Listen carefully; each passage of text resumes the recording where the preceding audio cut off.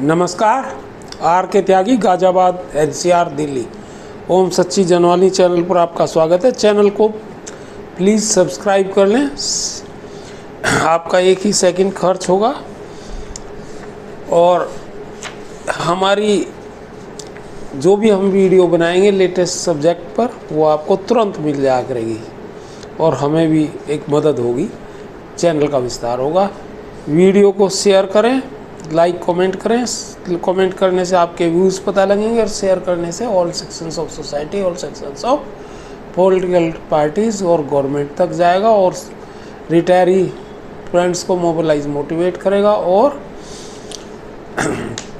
हमारे views issues propagate होंगे। न्यायालयों की कार्यप्रणाली बड़ी सुस्त महसूस होती है और हमारे रिटायरी साथी लगातार मरते जा रहे हैं, दम तोड़ते जा रहे हैं। पिछले वर्षों में करीबन पिछले 10-12 वर्षों में 1-1.25 लाख 1.5 लाख लोग जो है मर चुके हैं इंश्योरेंस के अभाव में, क्योंकि इंश्योरेंस हमें दे नहीं रही गवर्नमेंट और ना बैंक दे रहे हैं और पैसा सारा खर्च हो गया है लोगों का। बड़ी दिक्कत हो रही है। मुश्किल से 7.25 लाख बैंक रिटायरीज़ में 1.25 लाख के करीब लोगों ने इंश्योरेंस करा रखा है और जब उनका पैसा ख़त्म हो जाएगा तो वो भी नहीं करवाएंगे। तो न्यायालयों को की जो कार्यप्रणाली है जो सुस्त है और senior citizens, super senior citizens का ख्याल नहीं रख पा रही है, उसको त्वरित तेज़ी करने की ज़रूरत है, त्वरित फैसले आने की ज़रूरत है। जैसा कि कई बार हमारे CJI चीफ जस्टिस महोदय ने भी कहा है, श्री चंद्रचूड़ जी ने। लेकिन हमने कई बार उन्हें पत्र भी लिखे हैं, अपने केसेस के हवाले भी दिए हैं, लेकिन अभी कुछ नहीं हो रहा है। आइए वीडियो शुरू करते हैं। जो लोग अदालती मामलों में उलझे हुए हैं वे हारने के लिए नहीं लड़ रहे हैं।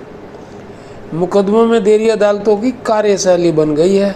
याचिकाकर्ता उसे बदल नहीं सकते और हमारे बीच के जो लोग कोर्ट जाते हैं वे इतने अमीर नहीं होते कि सुनवाई के लिए 20 लाख रुपए देकर किसी लाइजन वाले वकील या मीडिएशन वाले वकील या मीडिएटर टाइप के वकील को खड़ा कर सकें और तुरंत डेट फिक्स करा सकें। अतः मुकदमों की सुनवाई में हो रही देरी हमें बर्दाश्त करनी होती है। परिणाम कोई ज़रूरी नहीं कि हमारे पक्ष में आए, ये रिस्क हमें लेना पड़ता है मुकदमों से, लेकिन दबाव अवश्य बनता है सरकार पर भी, DFS IBA पर भी और UFBU और दूसरे ऑर्गेनाइजेशंस पे भी, रिटायरीज ऑर्गेनाइजेशंस पे भी। और ये मुकदमों का जो दबाव कौन बना रहा है, ये बना रहे हैं हमारे कुछ एक्टिव साथी, इंक्लूडिंग माई सेल्फ। के कालिया एंड अदर्स के कई जो रीट्स हैं उनमें मैं एज प्लेंटिफ और एज रेस्पोंडेंट भी हूँ और कुछ केसेज में ऐसा भी है कि मैं ग्रुप में हूँ उनके और प्लेंटिफ और रेस्पोंडेंट नहीं हूँ। दूसरे सभी मुकदमों से मैं ताल्लुक़ रखता हूँ और उनको मैं मॉनिटर करता रहता हूँ, जानकारी लेता रहता हूँ, आपको देता रहता हूँ। समझौते का रास्ता निकलता है मुकदमों के दबाव से। परिणाम का जोखिम तो हम याचिकाकर्ता को उठाना ही पड़ता है और इस जोखिम का, रिस्क का मतलब कदापि यह नहीं है कि हम न्याय की प्रत्याशा को दबाकर चुप बैठे रहें। बावजूद देरी और परिणाम के जोखिम के मुकदमों से दबाव बनता है, कोर्ट और बाहर भी जीत की संभावनाएं बनती हैं। MC सिंगला जी का जो मामला हाई कोर्ट में पेंशन रीजन पे है, वो एक हारा हुआ मामला था हाई कोर्ट से, चंडीगढ़ हाई कोर्ट से 2 बार। लेकिन IBA और बैंक्स मामले की पेचीदगियों में फंस गए हैं। साथियों, इसके अलावा उमेश शर्मा का मामला जो था वो भी था पेंशन का और फैमिली पेंशन वगैरह, और दूसरे मुद्दे रिजाइनीज और DA न्यूट्रलाइजेशन का। हमारा अपना जो केस है के कालिया जी एंड अदर्स, उसमें भी पेंशन अपडेशन और pension calculation of special allowance और गैजेटरी कैलकुलेशन और स्पेशल अलाउंस के मुद्दे हैं। उसके अलावा भी हैं मुद्दे, लेकिन इनकी बात हो रही है फिलहाल। सरकार की कैबिनेट और इन सब का प्रभाव पड़ रहा है। तभी तो आईबीए हमें सुप्रीम कोर्ट में लेके खड़ा हो गया है और हमें रेस्पोंडेंट बनाया कि यहाँ पे सुनेंगे हम, क्योंकि हमारे टोटल मिला के 14 तो कैप्टिन बेंच में और 14 + 3 17 केस हैं हाई कोर्ट्स में, स्पेशल अलाउंस और ग्रेजुएटी रिकैलकुलेशन पे टोटल। सरकार की कैबिनेट मंत्री यानी कि फाइनेंस मिनिस्टर पेंशनर्स की मांग के औचित्य को लेकर बयान दे चुकी है और सरकार भी इसमें पक्षकार है। ऐसे में बैंकों, आईबीए, सरकार के पास और कुछ कहने को बचा भी नहीं है। जब विपरीत पक्ष कोर्ट में झूठ और लफाजी पर उतर आए, जैसा आईबीए ने सर्वोच्च न्यायालय में एक गलत हल्फनामा दिया है, झूठा हल्फनामा दिया है, तो मान लेना चाहिए कि हम सही रास्ते पर हैं। और संघर्ष कभी बेकार नहीं जाता। संघर्ष हमेशा अनुकूल परिस्थितियां बनाता है, निर्माण करता है अनुकूल परिस्थितियों का। अनुग्रह राशि पेंशनर्स के मुखर हमलों को किसी स्तर तक न्यूट्रलाइज करने की एक चाल थी। संयुक्त ज्वाइंट नोट में वेतन पुनरीक्षण के साथ साथ आवधिक पेंशन अपडेशन का प्रावधान करने की भी सहमति सिंगला केस के दबाव में बनी और हमारे पेंशन अपडेशन और स्पेशल अलाउंस के केस के दबाव में बनी और एक अपरिहार्य स्थिति का नतीजा है यह। आज तक पेंशन्स को लेकर कोई ऐसा कदम नहीं उठाया गया जिसमें राहत रही हो। सुप्रीम कोर्ट में एक झूठा हल्फनामा देकर आईबीए गंभीर संकट में है। वह अच्छी तरह जानता है कि पेंशन संशोधन पर समझौता करके वह खुद को सर्वोच्च न्यायालय के प्रकोप से बचा सकता है। पेंशनर एक्टिविस्ट के हम लगातार हमले कर रहे हैं। पहले पेंशन एक्टिविस्ट लगातार लिख रहे हैं, मेल कर रहे हैं, मैसेज कर रहे हैं और संगठनों से भी मीटिंग्स कर रहे हैं और धरने प्रदर्शन भी। और फाइनेंस मिनिस्टर और PM, president, chief justice, Lok Sabha के speaker, RSS chief, BJP chief सभी को लिखते हैं हम, होम मिनिस्टर और डिफेंस मिनिस्टर तक को, जो प्रभावी लीडर्स हैं सबको लिखते हैं। पेंशन एक्टिविस्ट के हमले और सिंगला मामला और हमारा अपना मामला के कालिया एंड अदर्स वाला जो पेंशन अपडेशन और स्पेशल अलाउंस पर है, सर्वोच्च न्यायालय में न होता तो हम कह सकते हैं कि पेंशन्स के लिए या पेंशन डिवीजन की दिशा में जो कदम उठा है न उठाया जाता, बल्कि मुद्दा ही मर जाता है। इसके अलावा स्पेशल अलाउंस, ग्रेजुएटी और कॉम्पिटिशन सही रास्ते पर याचिकाकर्ताओं को नमन। मैं स्वयं भी एक याचिका करता हूँ, लेकिन सभी याचिकाकर्ताओं को नमन।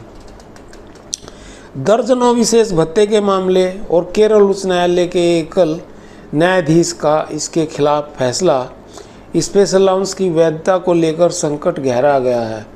और न केवल केरल की एकल न्यायाधीश का फैसला, बल्कि जो ग्रेजुएटी रिकैलकुलेशन पर फैसला आया है डबल बेंच का, जिसमें कि एक जज चीफ जस्टिस हैं Nainital high court, Uttarakhand high court, उसमें भी स्पेशल अलाउंस को पेंशन के लिए एलिजिबल ठहराया है, ज़रूरी ठहराया है और डिस्कस किया है उसको बाकायदा।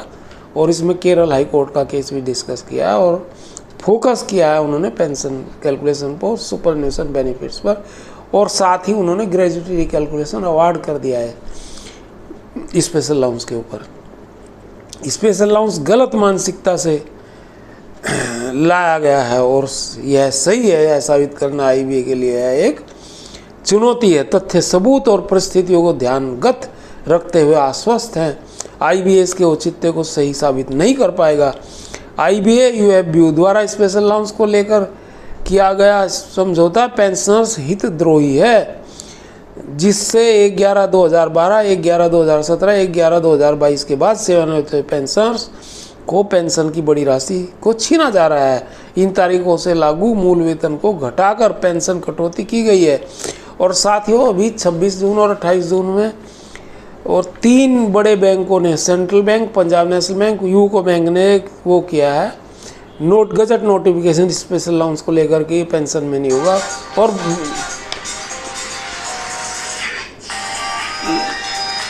लास्ट डेट से, रिट्रोस्पेक्ट डेट से किया गया है, ये इन्होंने रिट्रोस्पेक्ट डेट से किया है।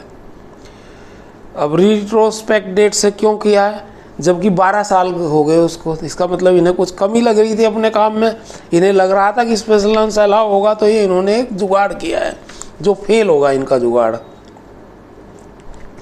ग्रेजुएटी और कॉम्यूटेशन प्रकरण, ग्रेजुएटी मामलों में ग्रेजुएटी रिकैलकुलेशन को लेकर नैनीताल हाईकोर्ट का फैसला हो या कॉम्यूटेशन को लेकर पंजाब व हरियाणा हाईकोर्ट का स्थगन आदेश, इन मामलों को सकारात्मकता से लेने की ज़रूरत है और हम सबको इन पर नज़र बनाए रखने की ज़रूरी कदम उठाते रहने की ज़रूरत है। याचिकाकर्ता सही दिशा में आगे बढ़ रहे हैं, उनके साहस की सराहना की जानी चाहिए। अफवाहों को अपने स्तर पर दफन करें और हमें कॉम्यूटेशन पर जो इंटरिम रिलीफ है पंजाब हाईकोर्ट द्वारा, चंडीगढ़ हाईकोर्ट द्वारा, उसको भी प्रेशराइज करना। और आजकल बड़े केस लग रहे हैं उसमें और संगठन भी एक्टिव हो गए हैं जब से फैसला है, और हम लोग तो लगा ही रहे हैं। और ग्रेजुएटी रिकैलकुलेशन पे तो ऑलरेडी हम सुप्रीम हाई कोर्ट में भी हैं, दिल्ली हाई कोर्ट में, और सुप्रीम कोर्ट में हमें तुषार मेहता जी लेके गए हैं, IBA लेकर के गया है, तो वहाँ भी ये चीज़ सेटल होनी चाहिए उसी तरह से, क्योंकि निर्विवाद रूप से लैंडमार्क जजमेंट दे दिया नैनीताल हाई कोर्ट ने, जिसकी वजह से हमें वहाँ जीत अवश्य ही हासिल होगी और लोगों को 20-20, 30-30 लाख रुपए की ब्याज सहित राशि मिल जाएगी। हम पेंशनर्स से केवल इतना कहना चाहते हैं कि अफवाहों और आधारहीन संदेशों को अग्रेसित ना करें, उन्हें अपने स्तर पर दफन कर दें, यही सही रास्ता होगा। और सुबह और सूरज जब निकलता है तो सबको रोशनी मिल जाती है, टिमटिमाते जुगनों से सुबह की रोशनी नहीं आती। बहस बिल्कुल भी ना करें इन लोगों से। एक बात और हम बड़ी विनम्रता से अपनी तरफ से कहना चाहते हैं, हम अफवाहों का विश्लेषण कर अपना समय बर्बाद नहीं करना चाहते। मार्क ट्वेन ने कहा, मूर्खों से कभी बहस ना करो, वे आपको अपने स्तर पर खींच लेंगे और फिर अपने अनुभव से तुम्हें हरा देंगे। वैसे लोगों को नज़रअंदाज करते जाओ और पेंशनर्स के हित में काम करते जाओ। तो साथियों, यही मेरा आज का संदेश है। नमस्कार। RK त्यागी, गाजियाबाद, NCR, दिल्ली। ओम सच्ची जनवानी चैनल को आप सब्सक्राइब अवश्य करें और कोई इसी भी सहयोग के लिए मुझे आप कॉल कर सकते हैं और सहयोग रेसिप्रोकल होता है, आप भी हमें सहयोग करना चाहें तो कर सकते हैं। 8588898205।